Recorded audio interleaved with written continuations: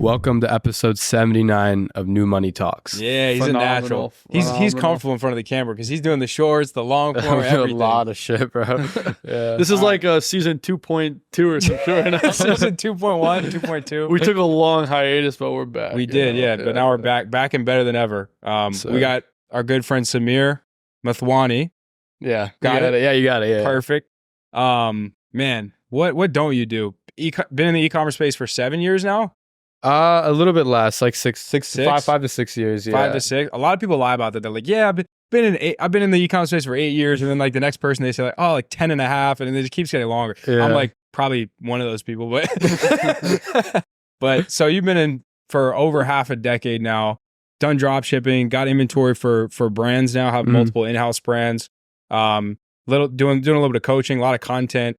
Talk to me about like where it all got started. Yeah, man. So I actually started with Amazon. I stumbled across Amazon FBA. And dude, on paper, it just made so much sense. Like Amazon was like, oh, like I'm gonna order an inventory. It's just gonna sell like crazy. It's gonna get to the first page. And dude, I remember I watched all these videos. I bought a couple courses and I had like a binder this thick of notes. And I found like the first product on Amazon. It was like a dragon incense thing. It's not bad. Not bad, bro. It wasn't bad. Not a bad product. Yeah. It didn't work at all. Like it flopped so hard. And then I gave up on ecom for a bit. Then I stumbled across dropshipping, and it just made sense because it was like, yo, Amazon made sense to me because all these people were selling products online, but I didn't like the whole inventory aspect really killed me financially. Yeah. But dropshipping is like, I don't need inventory. And I already understood the branding principles from FBA. So I just translated that into ecom and dropshipping. And then it was a lot easier to succeed. So like this was later in high school, like early when you're thinking about going to college. So you're trying to get inventory for Amazon FBA. Like how'd you get the money for that? That's actually a good question. This video might get taken down, but I had a lot of small ventures. He was trapping. yeah. Dude, I have a video going up of like me talking about that whole story. So the timing is cool here, but I had a lot of small ventures before going into ecom, and one of them being selling carts. I sold jewels a lot. Essentially, you guys know DHgate?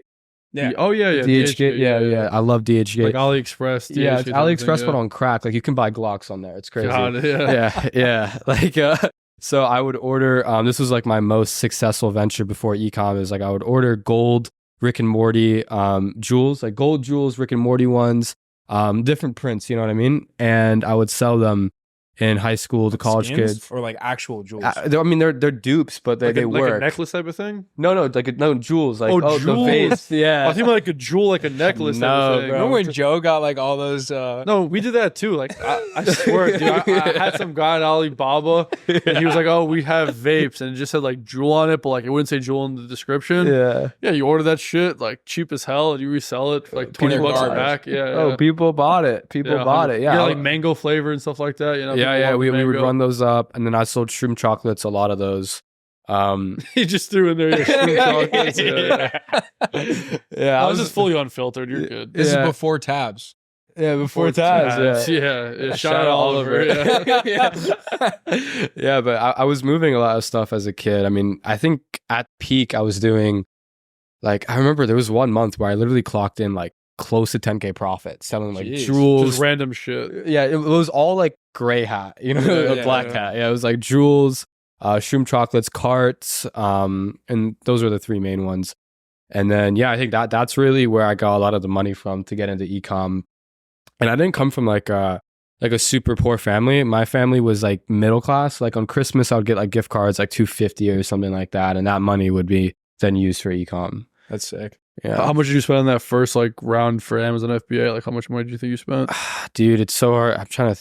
It's been a while, man. It's been a while, but I like a couple grand. Yeah, that makes sense. Yeah, for like 1,000 units, something like that. Yeah, like we just went with the MOQ and then the FBA fees and everything, and then like hosting the listing fees and all that. It was a couple grand. Yeah. It didn't work at all. Yeah, it is what it is. Yeah. You wouldn't be where you are now if you didn't do that shit. 100%, man. 100%. And I've said this before, and I think the main reason why I got past like that turmoil was just because I loved doing it. You know, it's just fun. And I think a lot of people that watch these type of podcasts, they enjoy making $1 into $2. Yeah. You know what I mean? So it wasn't about like, oh shit, I need to pay rent because I didn't have any rent to pay. Like, oh shit, I need to do this, I need to do that. It was just best. Yeah. Yeah, they have no rent to pay, no expenses. It's just like, I want to turn $1 into $2, just a love for the game. And then how'd you get into the ecom part after, like dropshipping part? I stumbled across just random YouTubers. I was already on that side of the internet. So like on YouTube and on like, native ads, I would just get ads on dropshipping and stuff. Stumbled across Shopify, launched first couple brands. It didn't really work. I tried AirPod cases like literally everybody else. The black pods. I tried SpongeBob AirPod cases. We did like meme page marketing, did not work at all. My first brand that really took off was electric lighters. And electric lighters. Yeah, those did really well. That thing did like over $250,000 in profit, and like the whole What was it? What was the timeline from like your first dropshipping product test to your first like actual, $10K a month winner? That's actually a good question. I would say it took me around like 8 to 12 months until I got to like a consistent 10K a month, like where it's like, okay, this shit's actually working. Yeah. And that store, Avant Lights, is actually still active. It's electric lighters, you guys can see. What's it called? Avant Lights? Avant Lights. Did you sell it or something, or it's just? Are you running it? No, I sold it. Yeah, I sold it out. I don't think I'm allowed to say it, but it's whatever. It doesn't matter. It's been years. You'll be fine. It's been years. Those that has like 50,000 views. Was there a lot of like shipping complexity with that? Not really. No, it was pretty smooth. It was smooth sailing. We actually had no. That's actually a really good question. We had one container that was held up. I remember, and it was like the biggest. I thought. I just lost like 15K, but it was they refunded us, the supplier. You're talking like lighters, like electric lighters. Yeah, interesting. Now, remember, Yash? I don't know if you know Yash. Yash, he's like from here, dropshipper kind of guy. He once ran a product. It was like a lighter with like a dragon on it. Bro, we had those SKUs. We had those SKUs. Yeah. Those hit. That's funny. Yeah. Yeah, it was a fun product, man. It was a fun product. It went in line with all the drugs I was selling too. So it's like an upsell. You know what I mean? It was good times. And you haven't had we were talking earlier, like you haven't had any business partners, or at least you don't have any business partners now. Did you ever like consider that? I have in my brands, I have team members that have small equity holdings, but I wouldn't consider them business partners because it's not like a transactional relationship in that way. But yeah, all my companies, we have people that have equity holding in it. This is kind of how I like to set up my businesses. So how do you like to set them up? I'm curious. So I like to follow a similar structure to a lot of like Fortune 500 companies. And like, for example, like Richard Branson and Virgin Holdings, he has usually like a POC for each of the holdings companies. So I took a lot of inspo with that to where each brand we run, there is some sort of POC for that brand. Because I truly believe if you want a business to scale, you need someone to like literally eat, live, and breathe that business, right? So yeah, they have small equity holdings around 10 to 20%, and they're the POC for that brand. It's basically like a pyramid, and people are under that. Are these like US based? US based, Australia, Canada, just first world based. Yeah, These are either like former students of mine or people that have known me for a while, or a lot of the times they're people just trained up from ground zero. I look for, instead of looking for like expertise in these type of positions, I look for more of like, where's your mind at? What do you want in life?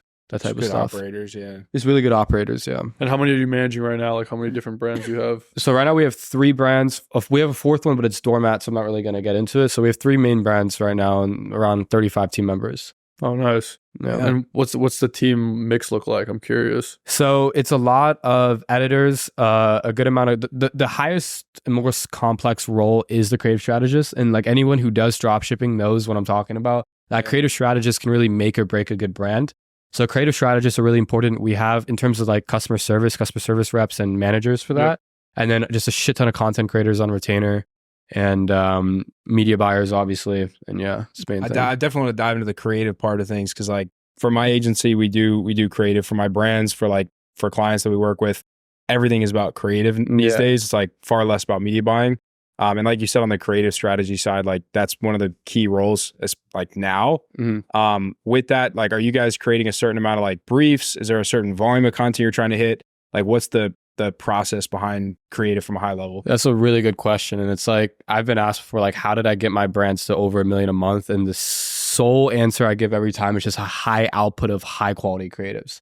Per brand, we test like 10 to 15 creatives a day. I mean, actually, like the last month, it's been like 25. Well, my question is, are these different creatives or just like edits to one creative? No, they're pretty different. Like out of the, like, let's say if we did like 15 a day, out of like the 15, maybe 5 of them would be variations and the other 10 would just be unique creatives. So damn, that's a lot. It's a brand? lot per brand. And how much are you spending on each brand to test them type of thing? Like on each on content? Yeah, on content. Like content can go upwards of like 10 to 15K a month.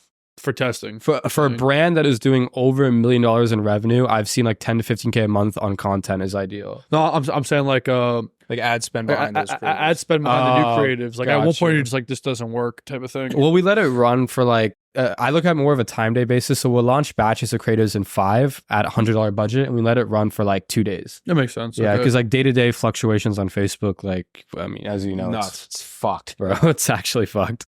But yeah, that's kind of where we're at. That's a super high volume. So like when it comes to the creative strategy side, are these like well thought out like briefs, like documents that you have stored? Is there like a project management system? Or are you just kind of like telling the editors, like the creative strategist was like, hey, rip this idea, here's some examples, and is your Slack like chaos? It's always chaos, but it's you got to dance in the rain, you know what I mean? It's the chaos is there, but it's a mix of both, I would say. I've noticed that the highest quality creatives come from bullet pointed scripts. So it's not like telling the creator exactly what to do, but like outlining like maybe 2 to 3 angles that you want them to push. And it's just a mix. Like we do have concept sheets we follow, so they have to follow all the concept sheets and whatnot. And sometimes what we'll do is honestly, we'll just tell a creator do whatever they want. Like I at least a couple times a month per brand, we're telling like some creators like just do whatever feels right, you know, or just like talk about it. And sometimes we get golden gems out of that. Yeah, we try to get as much like raw content as possible. So like for a lot of people, I would say that the shot lists are almost more important than like the words you tell them to say. Like just say like, hey, get B-roll here, outside, in your kitchen. Like if they get 100 B-roll, you can make 1,000 videos out of that. Whereas if you go to like 2 creators, you're like, hey, I just want 2 videos from each of you. There's not really a whole lot of leverage there. Yeah, 100%, man, 100%. I think the thing with creatives is it is generally the make or break of most ecom brands, but I think people overcomplicate it a little bit. I've seen the shittiest creatives print, bro. I know you have as well. It's just like the shittiest creatives can do well. So what we value is like we want what we call like an authentic creator. So someone who really fits the target demo. They record it on a shitty iPhone. Maybe they're not the most good looking person. Like the more ugly they are, typically the better the creative performs. And we just tell them do whatever feels right. Maybe respond to like a TikTok comment. Those always work. That's the type of mentality we have that's really helped us get over $1 million a month. Yeah, creators that look like your target customer are often the best ones. And like the average person who's buying products, like the average person in America in the country is like not that like attractive. So when you go after these like ideal creators that like these beautiful like blonde, 25-year-old girls and women, it's like people actually find that like off-putting and they won't buy a product because they're like, oh, like that shirt won't look good at like on me, or like those socks, I don't know, her feet are prettier than mine, you know? Yeah, for sure, man. You can't have baddies in the creators. It's a no-go, man. It's a no-go. Can't have baddies in creative. That was funny. You can't, bro. You can't. I've tried it, bro. I've tried all types of creators, man. The best is just like the shitty content. I'm curious, like for people who are like kind of in that like 10K to like 50K a month range, who can't like afford 30 employees and all this type of stuff.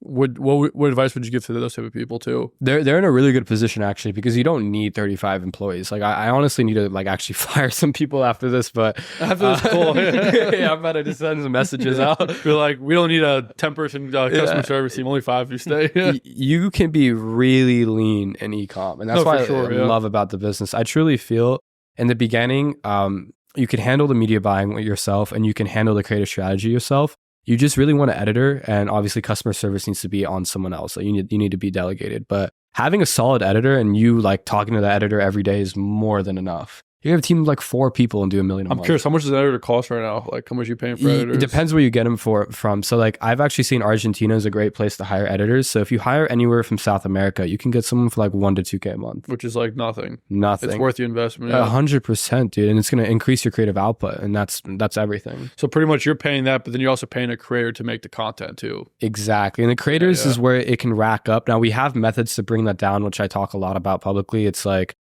we like to utilize like Twitter to find UGC creators. I don't know if you do that. There's a lot of UGC people on there. A lot of people on there. We have like cheeky methods of like, it's kind of like sales. You got to tell the creator like, hey, give us some sample content and we'll get you on retainer if it's good. You can rack up a lot of free content like that. And then just overall, like if you can find a really good micro influencer and you can tell them like, hey, can you make videos for us, but just don't post it, but make the videos. A lot of the time still you can lowball them, right? So you need to have some aspect of like sleazy salesman in you, but you can get cheap. What is up, New Money Talks fam? Just want to hop on here, give a quick shout out to our awesome sponsor, Printify.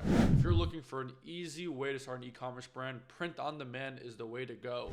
It's efficient and a super practical way to build a quick, profitable business without having a whole bunch of technical experience and a lot of cost too.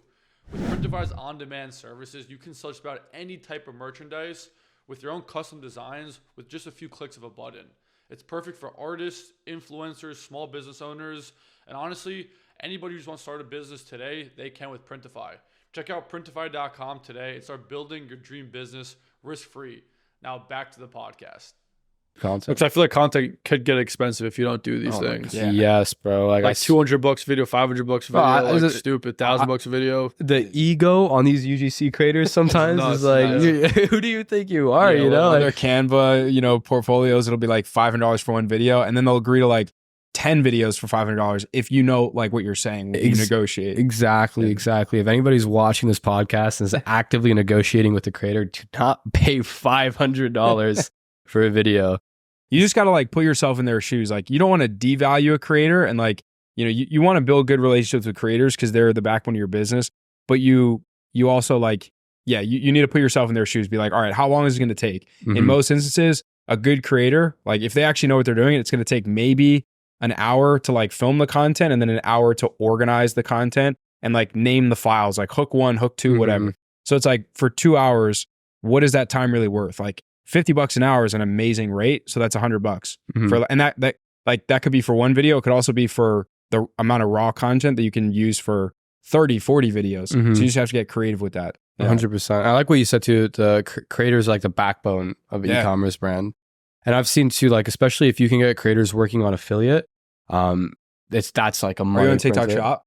A little bit, yeah. But we're not doing super hot on TikTok Shop yet, but we will soon. But yeah, dude, like there was this one creator for a men's wellness brand that our competitor had. And we DM'd him, we tried to close him for ourselves. And we're like, we'll pay you more than what they're paying you. Like, how much are they paying you?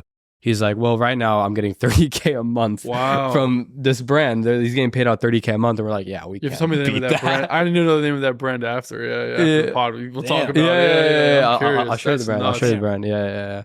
You probably know it. So you're just like, yeah, I'm not paying that shit. we're just like, we can't beat it. Like, we're not going to pay you $30K a month. But we sent them some other SKUs as well to like experiment with. But yeah, dude, like, well, that's the option. We're like, dude, I'll pay you $30K. Just use some sample videos. And you get a few sample videos going. Yeah, that's what you do with that one. Yeah. You can play the cards you're dealt, But yeah, dude, some of these creators are just getting paid absurd amount of money, man. Yeah. What's your distribution of spend between like Facebook versus TikTok versus Google? At the moment right now, we're spending literally mostly everything on Facebook, and then Google is always in the I also background. love how you said Facebook, not Meta. When people say Meta, I want to punch you. Hey, bro. Yeah. That's true, though. But I don't like the word Meta that much. Yeah. I've been saying Facebook for 7 years. I'm not going to change it. How much you guys spending a month, do you know? Like I can tell you. So like a day right now on Facebook, it does fluctuate, but like a day right now, we're spending like anywhere between 20 to 30K a day on Meta. Yeah. Are you doing like, I said Meta to piss you off. And then Google's just like kind of you're just capturing the leftover traffic. Yeah, Google's actually not the best right now. It's like 3 to 5K a day. Yeah. But it catches the left, so it's probably like higher ROAS than Facebook. Yeah. It's like the brand searches are just out of this world. We're gonna try and do YouTube a bit. I just got back from Mastermind in Amsterdam where we met a lot of other guys doing like 5 to 10 million a month with just VSLs, and especially with Google on YouTube. So that's what we're actively experimenting with. But I guess we'll see in a couple months how that goes. Yeah. So like YouTube ad to VSL. Yeah. I know there's also like YouTube short ads. Those have been doing pretty well for us for some brands. Yeah. I think it's trickier to crack. Yeah, I tried YouTube short about a couple months back. We had one creative scaling, like I did like maybe like 200K in spend, but it just stopped. And nothing else has been able to hit. I don't think they've gotten the algorithm down like Facebook has, Yeah, like Facebook. TikTok is just a shit show right now. I don't know about YouTube, but it's just because Shop has come out so aggressively. If you don't have Shop ads running, you're just not, it's not worth it at all. Like if you have that checkout feature like through shop, then they're favoring that for sure. So like a lot of the brands we work with, obviously any of my dropshipping stores, they're not on TikTok Shop. I don't have inventory. So it's like the non-shoppable ads are not performing as well as TikTok Shop. TikTok Shop ads though are fucking crushing. Yeah. Like if it offsets your kind of CPA enough to where you can afford that, I think it's like a 7 or an 8% fee cut that TikTok takes. Like if you're getting a 3 ROAS instead of a 2, then it's worth it all day long. Like we just run up the spend there. And it's easier for the customer to check out. Like they don't have to go to a website. Granted, like we don't get as much like website data but you still get pixel data. It's cool. You still get revenue. Yeah. I do have this question. This always pops up in dropshipping. And like people never talk about it like on podcasts and stuff.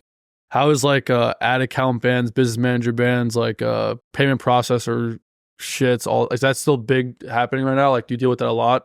So yeah, it's a really good question. Or like holds and stuff like that, like Shopify. Like do you use Shopify payments, or do you use like your own payment processor? Yeah, so all of our brands use Shopify payments except one, the men's wellness brand, because we can't run those products on Shopify payments. Oh, so they're like excited. They're like different wellness products. Oh yeah, well, we have some libido stuff in there, but it's not. It's just because we listed it. It's not our hero SKU, but just because we listed it, they don't let us sell anything. For Kyle, yeah.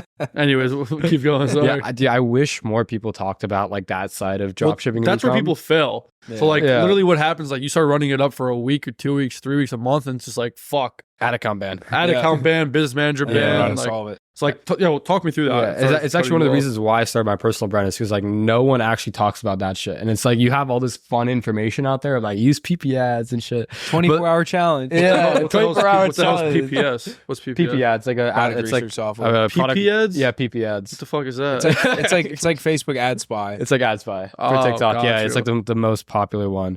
But no, dude, it's super important, man. Okay, so like with ad account bans, the hardest part I've noticed to teaching someone ecom, and I'm sure you can relate to this, is like Facebook ad account structure, like buying the BMs, the proxies, and all that. So as long as you have a good Facebook ad account structure, bans are not really they don't happen that much. It's not like a huge deal. At least for me, it's been really good. Knock on wood. Yeah, right. Last 2 years, they haven't been that bad. And have not been bad. They'll do like a quarterly sweep every now and then. Yeah, just like, to fucking wipe us all out. But yeah, that's that. And then with the holds as well. Now, I have a really interesting way of looking at holds. I've always looked at payment holds like a savings account. That's fair. Yeah, it's not a bad. Unless it's been in a situation to really hurt my cash flow, then I'll have to find some way to like scavenge capital. But typically, it's never been that bad. And I think like if Shopify is holding your money, they're saying you're going to get it. You're doing something, but you're also doing something. No, most of the time it could be legit. They just hold it just to hold it. It's just part of the game. But you will get that money. I think a lot of people are stressing. Maybe anyone watching this is like, am I going to get the money? You're going to get the money. Yeah, you will. They're not going to run off with it. It's just... I don't know if I would consider like 100% hold. Like, oh yeah, it's just a savings account. But like... Oh, not 100% hold. Then you're cooked, like if you're getting like a 10, 20% reserve, sometimes that could be like the best thing for your business. Because like that 10, 20%, like you need that to be your profit so that you have everything else left over for cash flow. So it's kind of like you're forced to save that 10, 20%. Not spend it, and then like in 90 days you just get this fat like 100K check, and you're like, oh, that's straight net. Yeah, that's beautiful. Yeah, 100%. So you deal with that crap all day, pretty much. No, I mean we haven't had that many holds lately because like more like the BMs and everything too. We like deal with ad rejections and stuff, but dude, over the years I've been fortunate enough to garnish like a lot of good connections. Like we have insiders that help a lot with our Facebook stuff. Like every platform we have insider in.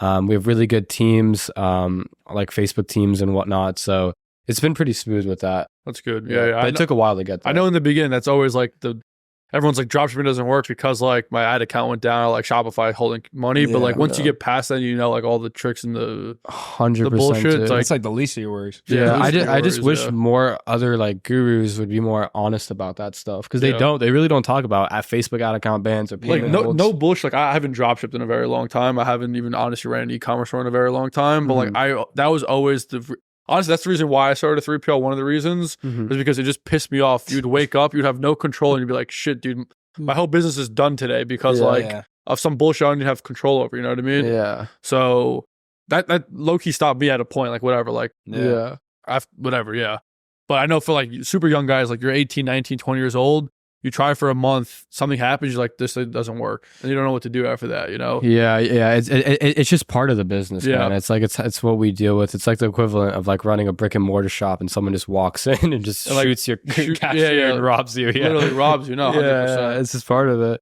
I guess tip for everybody: you can like fucking buy another business manager if you had to.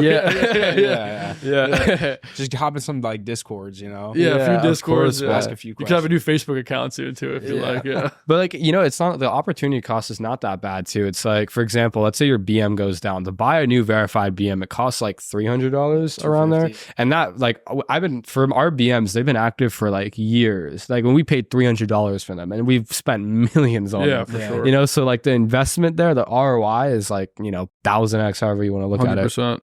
Yeah. I have a question on like the coaching side, because like I've been on and off coaching for the last like 4 or 5 years, and it's always more fulfilling to get someone else results than getting yourself the results.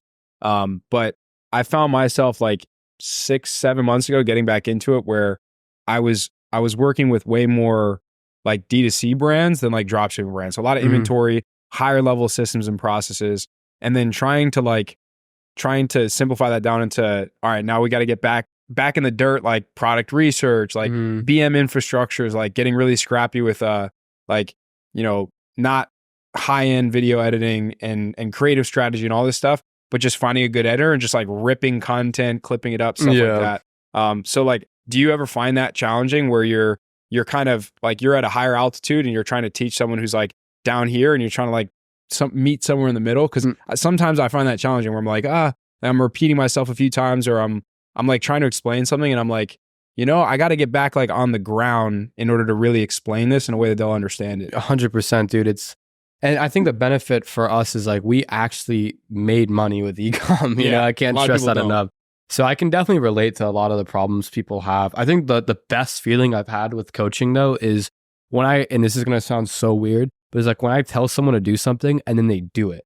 It's hard to explain, but like, let's say I had a call last week with like a mentee, and I'm like, okay, like you need to do this and you need to rip products from here and try this. And then next week they come to me and they're like, oh, I did it, and this is what I'm seeing. It's like, okay, now we're getting somewhere. You know what I mean? It's a really good feeling. But no, I feel you, man. I think because I'm still in the nitty gritty. Like I enjoy getting on ad spy platforms and checking stuff out. Like product research, because it's like when you have like the 3 brands that you're operating, and you have those like winning products, you don't really need to continue to do product research if you don't want to. Then it's just like more out of enjoyment, keeping a pulse check on things. 100%, yeah.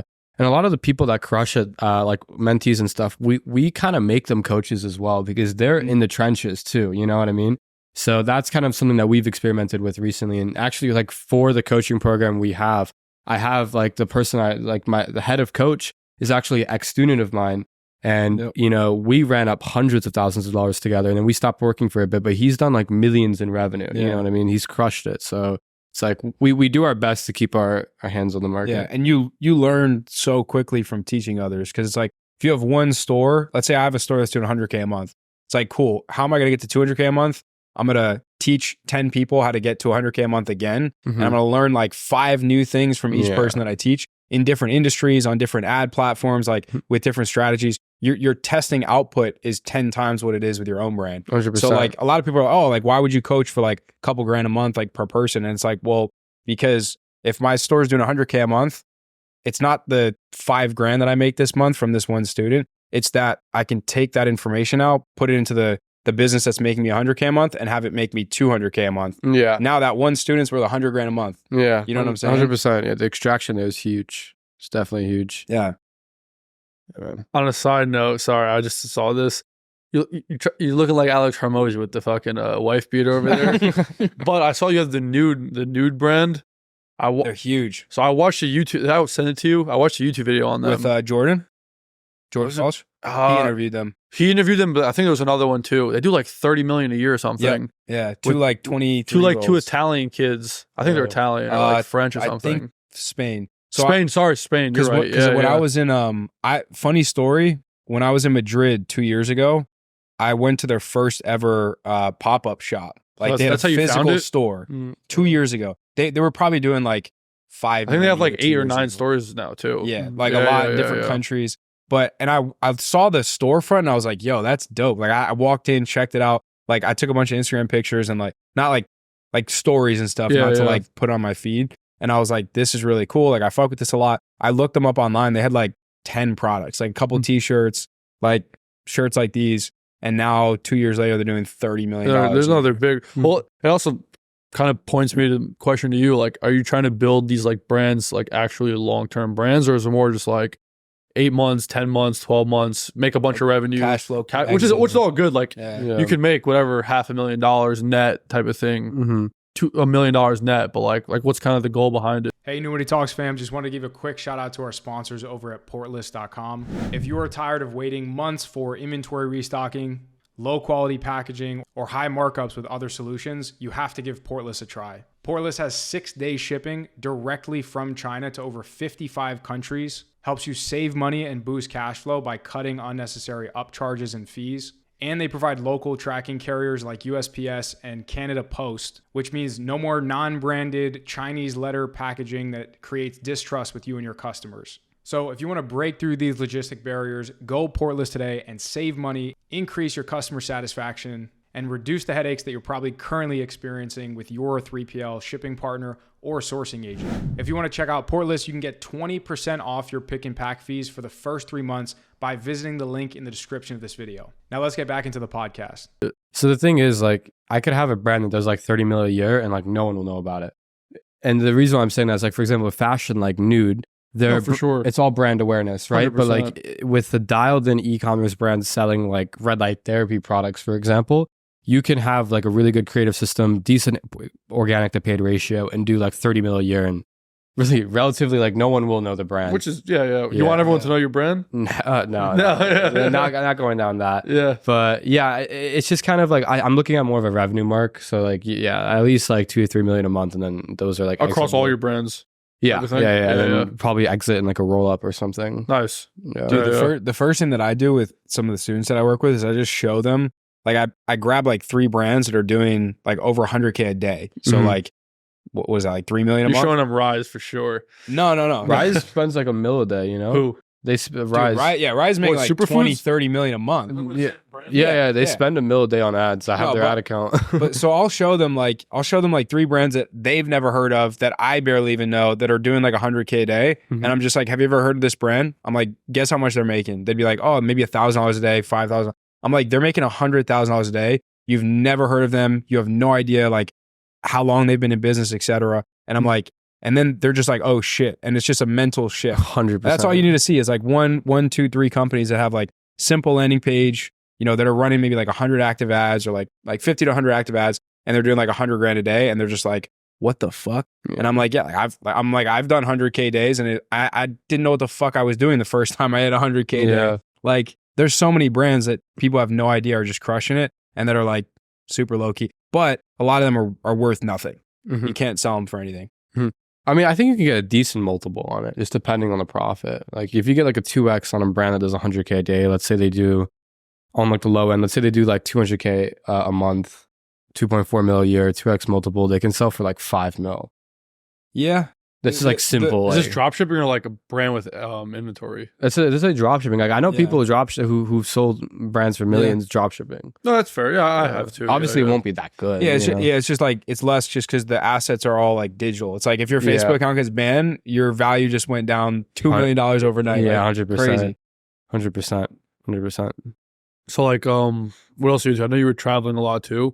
Like, yeah, man. I know you started that really young, but like, what's your favorite country you've been to? Like, what's the thought with the traveling and stuff like that? Dude, speak about traveling. I've been like the last 2 months, I have been on the go. Like this is my first time being in the US after 2 months. Oh shit! Wow. It's been. Where were you at before? It's a long. You want to name it out? I'm very curious. So we went. Where'd you start? So it was Miami to Morocco to Amsterdam to Dubai to Maldives to Dubai.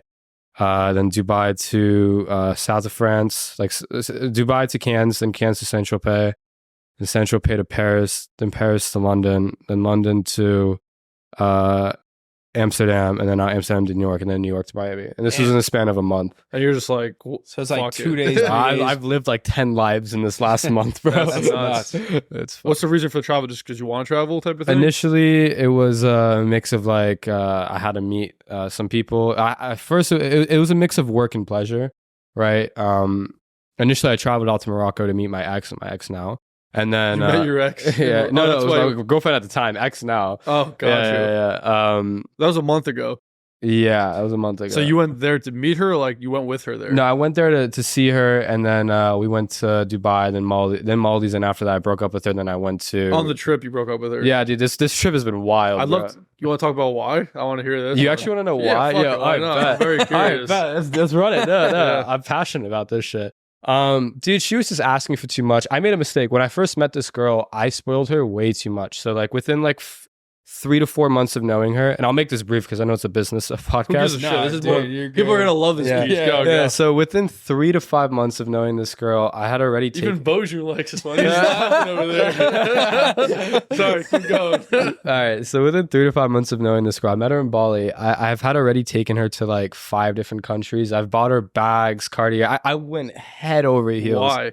Was she that good looking? Yeah, she was baddie, but like I don't know. I was just like infatuated, bro. I don't know. I was head over heels, and Running up the Amex. I was running up to Amex. We took her to the Maldives, took her to Costa Rica, took her to Dubai, bought her shit, and then she was a good girl initially. You know, there's not no issues with her, but it was towards the end the relationship started to get like disingenuous to where like, for example, in the Maldives. If she sees this, she's gonna be pissed, but I don't give a fuck. In the Maldives, she like her birthday was coming up. I'm like, what do you want for her birthday? And I think like any normal girl would be like, oh, like you took me to the Maldives, that's enough. She's like, oh, can you get me an apartment in Dubai? An apartment in An Dubai. apartment? Can you pay for my rent in Dubai? Oh, Give so me she was spon- just like milking bro. you. She just started going wild, bro. And then I, what do you say to that? I was like, I don't know about that. And she's like, I'll just give you a wish list. Just pick something off the wish list. I'm like, what? Wish list. I'm like, I'm not no Santa. And then like, yeah, and it's just like, Pakistani You can sit on my Santa lap, over though. here. no, it just started to get really bad, man. Like, I remember like we went shopping one time. Like, oh, what do you want? I'll get you something. And I thought she'd just be like, get me something small, whatever. She's like, oh, I want a Hermes bag. I'm like, you don't just say that. You know what I mean? That's nuts. Like, and what really the straw on the camel's back. This might teach some other people lessons watching this. the was straw on the camel's back. You You heard- just say that? you- I've never heard that you in didn't my hear- life. you don't- I you love know it. about I think I have. it's a terminology to where like the camel can hold a lot of weight, but it's usually like after like you put the straw on it, then it like Oh, breaks. Like, collapses, what yeah. the last straw basically. It's a weird way of The saying last it. straw. I The like last that. straw was Yeah. I remember she was gonna get her nails done. So I give her my card to go get her nails done, and then she comes back with like shopping bags. She hides the shopping bags, No way. and I'm like, well, I'm thinking like, what's going on? So I checked my Amex statements, and she spent like a rack shopping and didn't tell me, try to hide it and all that. I'm just like, dude, this girl, she was good initially, but now she's just really pushing it. You found her in Miami. No, I found her in Bali Oh, actually. you found her in Bali. Found her in Shit. Bali, I would bro. have thought the opposite. Yeah, you I know. would think straight. I would think straight Miami. This sounds like a Miami. It sounds like a story, Miami guys. chick, yeah. but it was a Bali girl. But I think I learned a really important lesson, bro. It's like you What was the kinda- lesson? the Let's hear the lesson. the lesson was you gotta hold back spoiling a bit. You gotta hold back spoiling a bit. I'm just No naturally shit. yeah. I didn't know, bro. I didn't know. Yeah. But yeah. it is what it is, man. I mean, dude, like now looking back, I'm like, I was kind of an idiot for going that deep. And she didn't really bring much to the table. But besides sex, honestly, that's really all she brought to the table. Food, But cooking. no, not really. He's just buying food. He's Yeah. buying food in Dubai, Saint Tropez. yeah, this chick is. I broke up with her the day we were supposed to go to Saint And she was Tropez. pissed.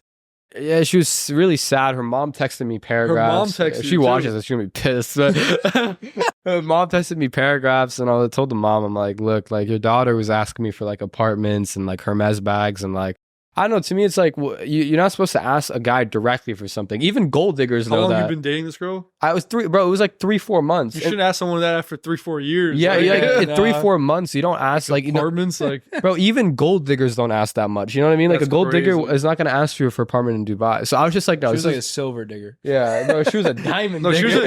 a platinum diamond digger. Like yeah. So I was just like, yeah, I had to end it. It was hard. It was definitely hard because yeah, it was hard. How because- the fuck is it hard? bro, because it took 5 hours, bro. It was just like she Oh, was you're like just sitting there 5 crying. hours crying. She was like saying all the right things in the moment. She was like, no, like you can return all the gifts. It's not about the You gifts. should be like, yeah, let's return them all. Yeah, I'll take the refunds. yeah, I take the refund. I charged I'll it back return anyway. You showed it Yeah, back I'm anyway. playing. He's not playing. He calls Apex right now. No. Oh, no, of course not. Yeah. But So what's your advice to to entrepreneurs Dude, that are making Bojan's some good laughing. money? I love it. All right. Let's tone it back. Yeah. So, what's your advice to an entrepreneur who starts making some money and wants to get into the dating space? Got you. It's really, really good timing for this question. I would say spoil your family first. I think with girls, you can definitely get taken away, especially if you like a girl too, and it's like you can get something for her. That doesn't mean you should do it. And obviously, I learned this the hard way. But I think you should spoil your family first. Honestly, if you're gonna spoil someone, it should be like your mom. You know what I mean? How quickly should you start spending money, do you think? Like at what point? I'm still learning, but I would say when did you start spending like real money? Like how much did you make to start spending real money, or you just started from the beginning? On girls? No, in general, like on just shit. In general, I would say like 20, 30K a month is when you can start spending real money. If you're making 10K a month, you gotta like you're broke. You gotta keep the money in the bank. You still gotta track your money. Yeah, and having good capital behind you is huge as well. But yeah, I definitely think girls is a big vice for a lot of young guys in terms of like they can get taken away from that. So I mean, from experience. I can't speak on behalf of experience coming in a 7-year relationship. But like, nice, bro. if I were getting back in the game now, I would just be like, I would tell people that I like work for a company and then like I'm an employee, and I would leave it at that. I wouldn't say I'm an entrepreneur, all this stuff, because then if they're vibing with you, then you know that they're not after it, and then 6 months down the line, a year down the line, maybe it's tough though, because in a couple of months you want to, in a couple of days you want to take it back to your apartment, and if you're in like a $5,000 penthouse in Miami, it's gonna put two and two together. It's like the apartment, the car, the personal brand too, like all that stuff comes into consideration. Picking her up in the fucking McLaren. She's gonna be like, oh yeah. I think to me, I don't mind a girl that wants a guy who has money, because to me, I want a pretty girl. Like that's kind of like how I see it. But I think the girl should have some decency in terms of like not pushing the limits to see how much she can get. And same thing with the guy. A guy shouldn't I don't think if I'm out with my girl, I should be checking other girls out. It's like disrespectful to her, you know what I mean? Like if I'm with my boys, it's different. But if I'm with her and I'm like, yo, look at that fat ass. Like I can't do that, you know? That's she shouldn't be like, oh, look at that bag. I wish I could get that bag, blah, blah, blah. It's like, I have a question then. So other than spending your money on Hermes bags and belts, Saint Tropez, do you make any investments? Do you have like real estate portfolio, stock portfolio? You're working on that? Like, I'm curious, what do you do with your money other than crypto? So don't tell me crypto or NFTs. No, I don't do any crypto, any NFTs. Besides lifestyle, which isn't that, I don't spend too much, to be honest. Actually, on a given month, how much are you spending like on lifestyle? Probably like I spend around 30 to 50K a month, I would say. Between apartments, cars, non-business, all your shit. Non-business. So there's like 30 50K a month. That's gonna consider that's 30 to 50K a month.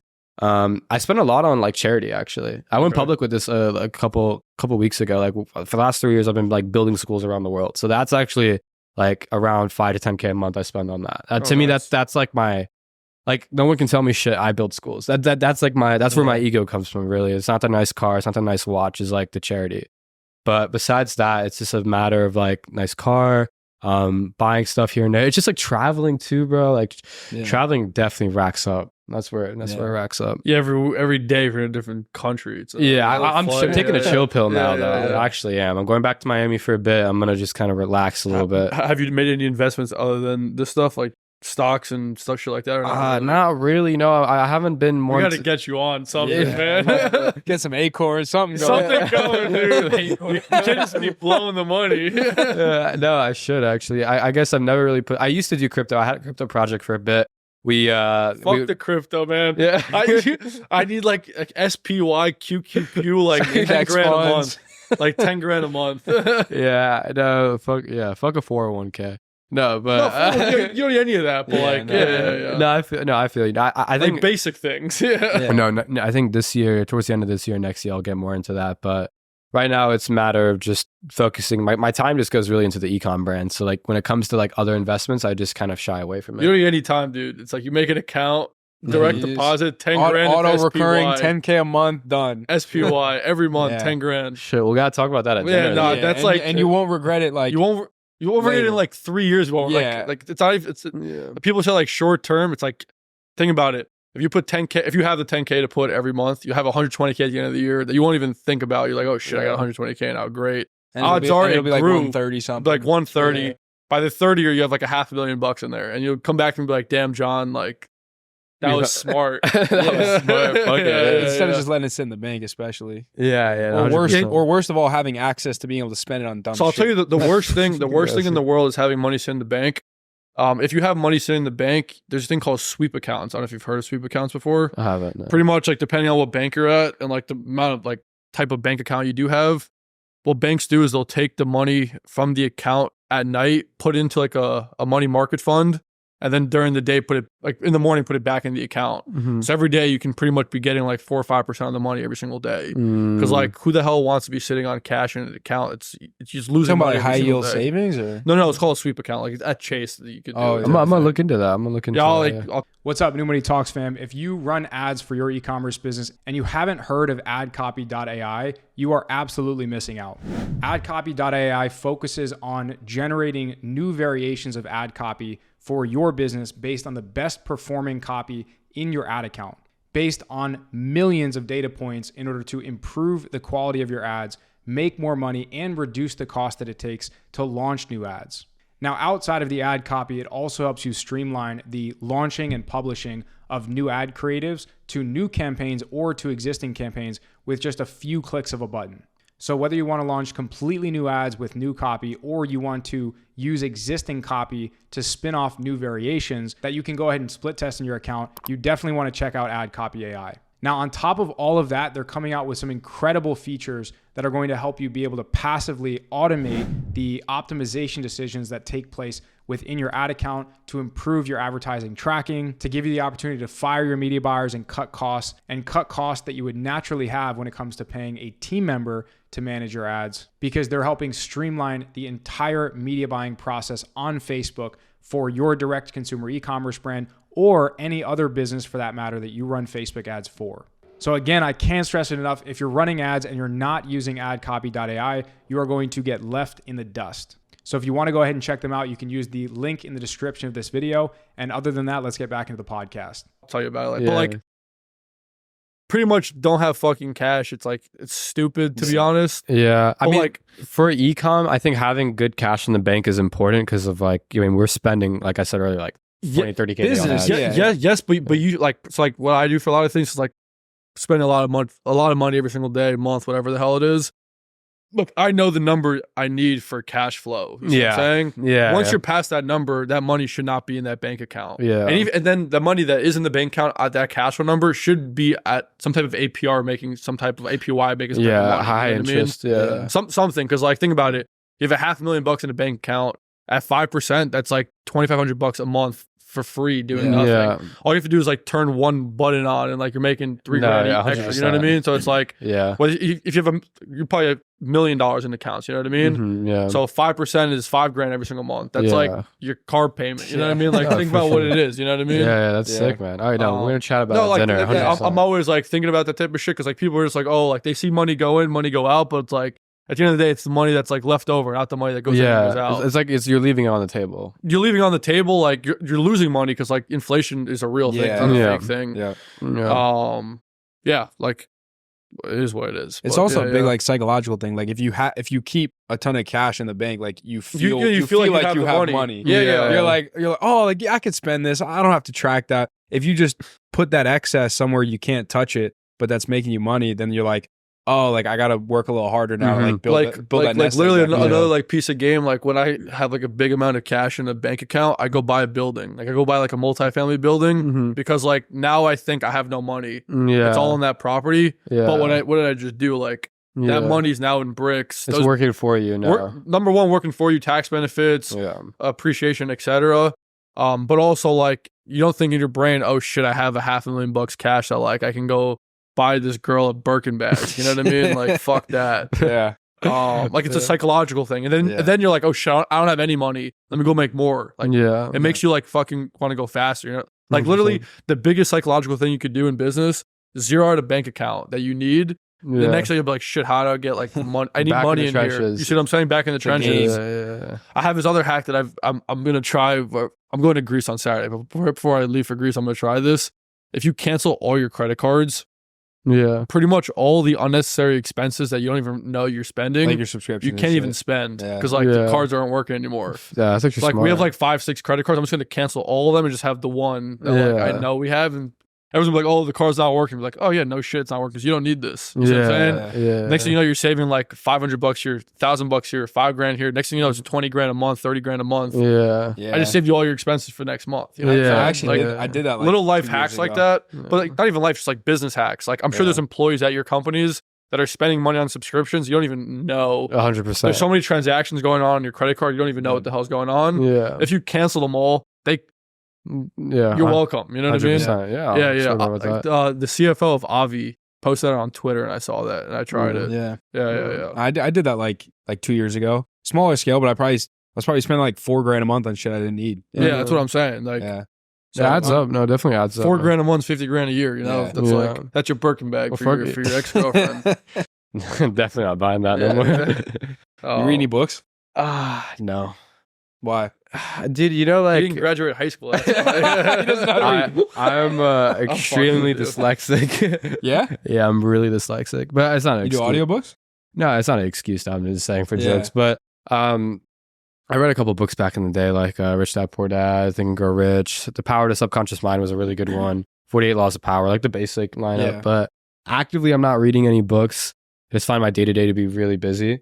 And when I do have downtime, I prefer to watch a YouTube video instead, to be honest. Yeah, we're also in an industry that like books aren't really going to do too much shit for, like tactically, because e-commerce moves so fast. Like there's not a book about how to run TikTok ads. There's not a book about like, I mean, maybe there's books about like managing, you know, creative processes and content, but like not really. Like, you know, Alex Hormozy's books are pretty solid. Yeah, I think 100 Million Offers has been referred to so many times. It's a really good book.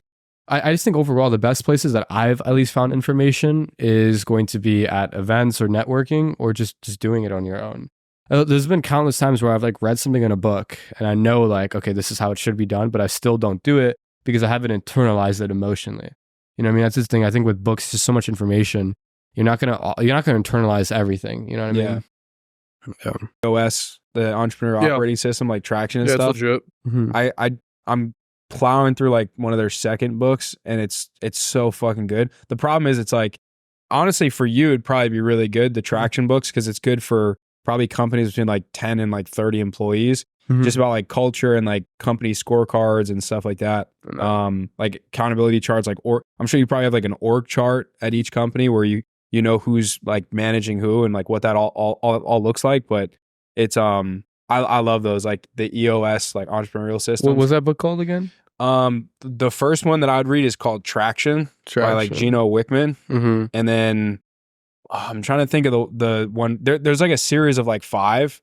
It's honestly, I've probably, I don't know, read like 40 like entrepreneurial type books and 35 of them were probably useless, but like these are the 4 to 5. It's probably all you need to read if you have a company managing like it's pretty much like a playbook employees. on how to like make employees work efficiently. Yeah, I think that's key. It would definitely let's chop about after. Yeah, I want to definitely see that.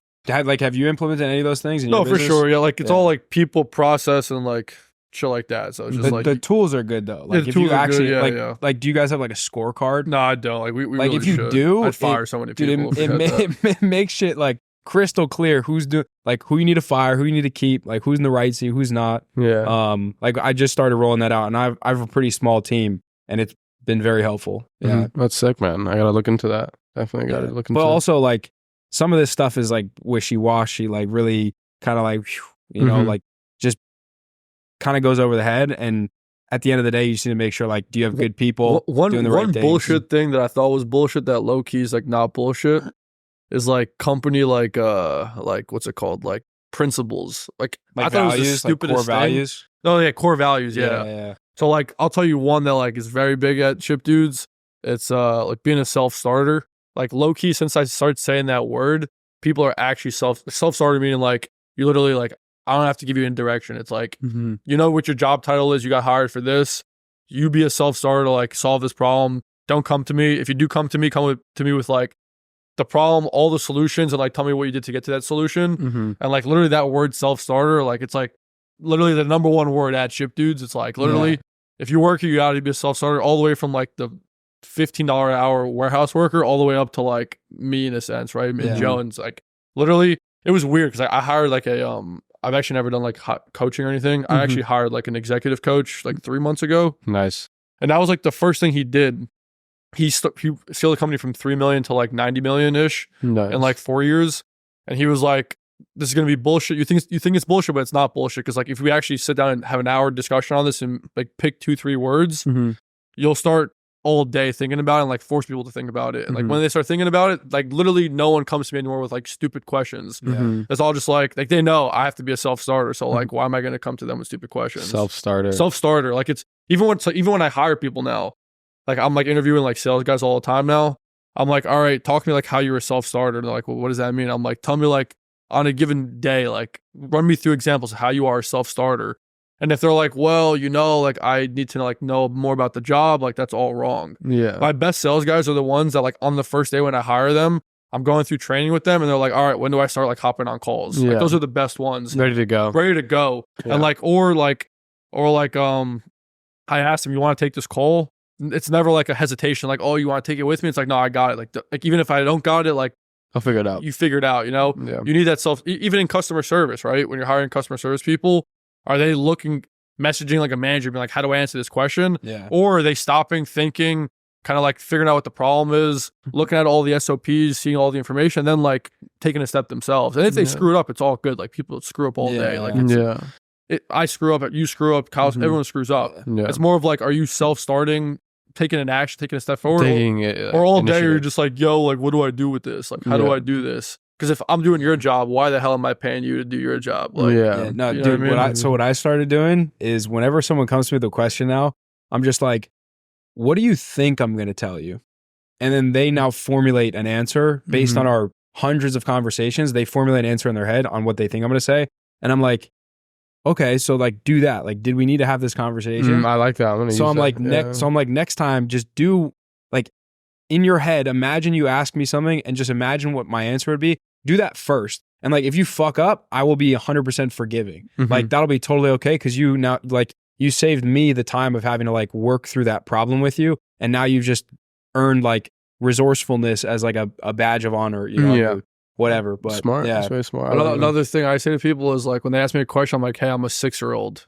I have no clue what the answer is. Like, what do you think the answer is? And they're like, oh shit. Like when I tell you that 3 times, you're like, you're never gonna ask me that question again. You know what I mean? It's like 100%. Because think about it, if you hired somebody and you're paying them, you haven't fired them, they're probably pretty good at their job. Like, you know what I mean? If they're not good at their job, you shouldn't have hired them. You should have got rid of them quicker, stuff like that. Hire fast, fire fast. But if they're there, like you're as capable as you are to answer the question. You know what I mean? Yeah, of course, man. Like why ask me? You know? Yeah. What have been some of your best hires? I've had some creative strategists that have been with me for a long time, like years and years. Just people who really get it, you know. I've also seen like really good UGC creators can become creative strategists, especially if you develop like a really good relationship with them. I have, my favorite hire till this day is my finance PA. She's actually just a VA. She's from the Philippines, but she's been with me for so long. What does she do all day? She just like, right now she helps manage like payroll to team members and like, you know, we make a lot of UGC payments all over the place, but shout out Ina. I love you, Ina. But she's just really good at like communicating with me. Like she'll just be like, she'll know when I'm not in office, when I'm in office. Like she just makes my life a lot easier. You know, she's been with me like 5 years now. Oh, really? Yeah. How do you trust someone with like the account that you're paying employees through? You know? Well, Wise has a cool thing where Wise can only, if you invite someone to your TransferWise, they can only send based off topped up balance. So you can top up like 10K here and there to keep it afloat. But let's say someone went parabolic, like someone went like crazy and just sent all the balance to themselves. It's not a huge loss. So Wise, yeah. Oh, so you're funding Wise in a sense. Yeah. You top up your Wise account. Yeah. So she's not in your bank accounts or something. No, I mean, like she has view access to some of the business accounts, but that's about it. Gotcha. Yeah. That makes sense. No, Wise is sick. Yeah, we use Wise for everything too. Yeah, Wise is goated. We love Wise. I don't know what I would do if we lost. Has Wise ever sponsored us on this pod? No, we need to get them. We had Melio. Melio sponsored us. Yeah, we did. Melio Payments. Yeah, shout out Melio. That was like a year ago. Yeah. Yeah, shout out Melio. Great people. Yeah. I have nothing else, but it's been fun for sure. I don't know if you got anything else, Kyle. You have anything you want to share? Shout out your coaching program. We gotta get some clips for your Instagram. We'll just start asking you like some out of pocket. Great. Oh my god, bro. We'll just start like rapid fire asking like out of pocket questions. I mean, do you want clips? We can make clips in 2 seconds. Yeah, fuck it. Yeah, why not? All right. Hit me with some shit. All right, ready? What's the number one mistake that dropshippers make? So I think the issue with most people is when they see another store, they try and price their product cheaper, thinking that people will buy it. But the issue is Facebook is an auction, TikTok is an auction. So if the competitor can spend $20 per customer and you can only spend 10, you're going to lose because they can spend more than you. I think the easiest cheat code is like price it higher than the competition. No one talks about that. But if you can spend $50 to acquire a customer and they can only spend 30, you will eventually outbid them. It's a secret. Like that. It's literally the secret, bro. All right. I got a follow up about Facebook ads. What is the best Facebook ad scaling strategy that you've seen in 2024? It's simple, man. We only do CBOs. If something is working, we'll bump it by 20% a couple times a day. If it continues to work, then we'll make duplicates at like 2x the budget. And if those work, we'll make duplicates at like 3x the budget. There's not really a set in stone strategy we follow. It's just like spend more to make more. But we try and stick with bumping initially, 20% bumps. It's going to make some good shorts. All right, I got one more question. And then John can rip at you. Get a rip at you. All right. How important is email and SMS marketing with your brands? Not that important. I know people doing 100K days profit. They don't even have email set up. I actually met a kid. I won't expose his name, but like yesterday, and he was ripping 100K days. He doesn't even have email and SMS set up. Damn. It's not that important. I think people they put too much stress on it. I have email and SMS set up. It's like part of the standard operating procedure of running an ecom brand, but it's not going to make or break, bro. It's never going to make or break. You're not like having a bunch of calendars and like 10 campaigns a day and all that shit. We know it's not a huge thing. Unless you're like a huge brand with like a really good returning customer rate, it doesn't really matter. I'm going to think of like 3 questions. You got any? Fucking know. Ask something about the inventory, man. You can do like life shit too, like travel life shit. What's the most money you ever spent on this girl from Morocco? Fuck, bro. Damn, I mean, on her birthday, I spent 20K. Spent 20K on her birthday? That was after we came back from the Maldives. What did you spend it on? Like bag and like Cartier.